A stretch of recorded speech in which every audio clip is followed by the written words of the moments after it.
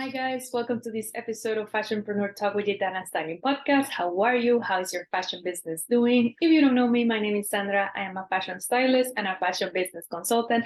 And this podcast is about having genuine conversations about fashion entrepreneurship and getting your questions answered. So if you have any questions at all, please write to me at info@gitanastyling.com. Gitana is Gitana styling.com. I always encourage you to hang out with us inside our free Facebook group, where we host events, answer questions, share resources. The name of the Facebook group is the Fashion Entrepreneur Club Hangout. I also encourage you to check out our Etsy shop for workbooks and planners to grow your fashion business, or perhaps join the Planner Club, which is our monthly subscription where we help you grow your fashion business one planner at a time. Or if you want more support, I invite you to check out the Incubator, which is 10 weeks with me working on your business, learning about your brand, how to market it to get the results that you want. Okay, so I'll leave links below to all of that in case you're interested. But welcome to today's episode. Today, I want to focus on a topic that there's two things that I really love in life, right? And especially in business, and that is planning and doing reviews, reviewing what happened with those plans. Okay, I know I'm a nerd. Okay, and the question and the topic I want to focus on today is, how often should you review your fashion business? Okay. And I want to make an emphasis on this because, which is why I'm recording the episode, because a lot of people plan, but they don't review the results. So they plan their week, they plan their month or whatever. And then, the time goes by, right? They finish, the month goes by or the week goes by, and then they plan again without doing the review. And in the review is where you can see what worked, what didn't work, what you should change. If you realize that something didn't work, don't do it again, right? And if you don't do the review, perhaps you will put it again in your plan, right? And if something really worked well, right, then you can amplify that, right? Maybe you can do ads, maybe you can, hire someone to help you with that. You can do so many things so you can amplify those results. So the reviewing part is really, really key. Okay. So, I can only talk about my experience. I'm just sharing with you what has worked for me, and really, really, really planning plus reviewing has been game changer. Okay. And that's why I always talk about it. And that's why I recommend it so much. Okay. So again, it's about making plans, executing those plans, and then gathering those results, looking at the data, see what worked, what didn't work, do that review. So when you make the new plan, right, you do it based on that. And that way you always guarantee growth. You always guarantee that you're getting closer to that goal, closer to that success that you're expecting. Okay.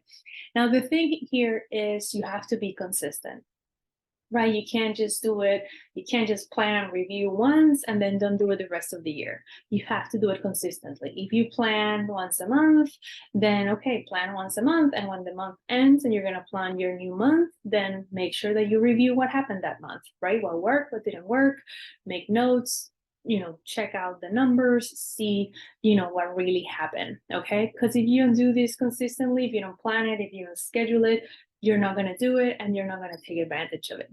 Okay. So be consistent. Okay. And also the other thing is, I just want to share with you basically the way that I do it. And then, you decide what works for you.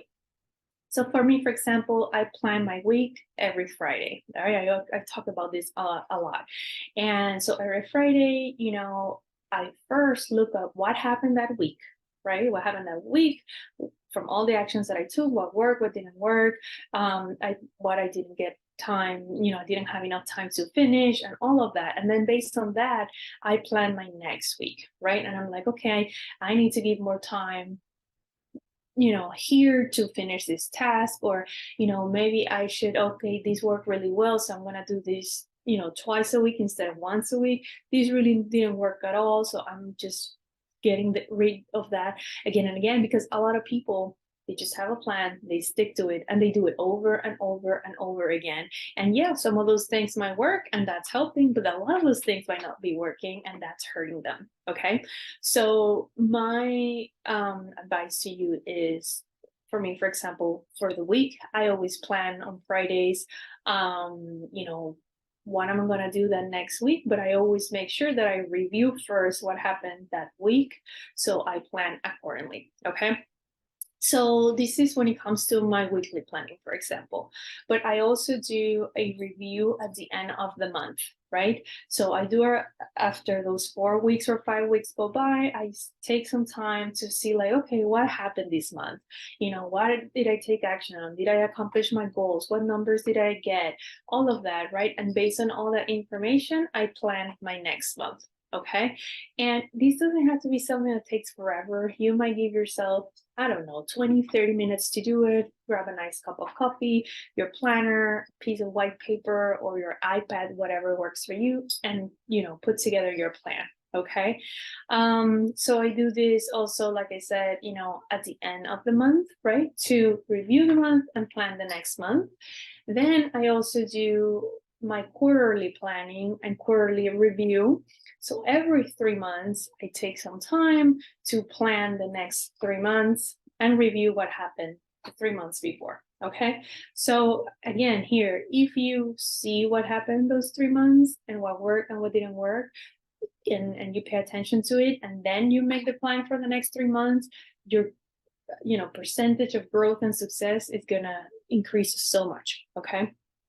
It's just how it is, right?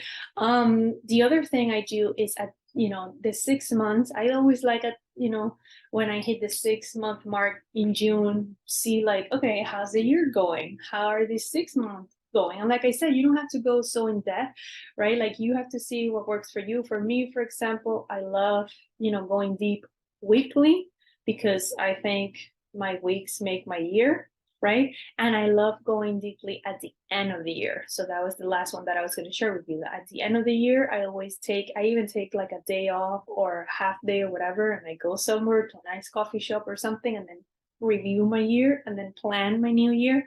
So I'm always very big on the weekly planning, because I think, like I said, every week makes my year. Then the end of the year planning, because I want to see what happened that year and what worked and what didn't work to plan the new year. And also, I would say the quarterly planning, the every 3 months planning is very big, because it gives you a nice sense of, what's happening, where am I missing, things that I need to do, what do I need to switch, what's really working, right? So again, for me, I do the weekly planning and reviewing. I do the weekly planning and reviewing, monthly planning and reviewing. Then I do the 3 months, then I do the 6 months, and then I do the year. But my big focus is on the weekly planning, on the quarter planning, and then also the end of the year, which is just one day that I take to do all of that, right? So I just want to ask you, what do you think about this? Do you review your results when you put together something? Because a lot of people do it when they do a campaign, for example. But what about all the other things that are happening? What about, every week you have meetings, right?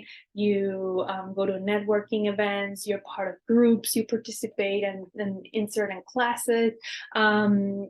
So many things happen in the business, and are these things really helping you? Are they getting you closer to your goal? Because every time we just add more things to the to-do list and we have less time for ourselves, and is it really improving the results? Maybe you're spending a lot of time on things that don't do anything for you, right? And you could, if you really notice what's working, and then you can leverage those things, you can give back yourself a lot of time, and you can increase your results so much, which will give you even more freedom, right? So let me know what you think. We do have weekly, monthly, quarterly, yearly plans inside our Etsy shop, because that's what we do and that's what we love. I will leave links below for you in case that you want to check them out. And like I said, let me know what works for you. Let me know if you have any questions at all. And thank you so much for joining me for this episode, and I will see you guys in the next one. Okay, bye guys.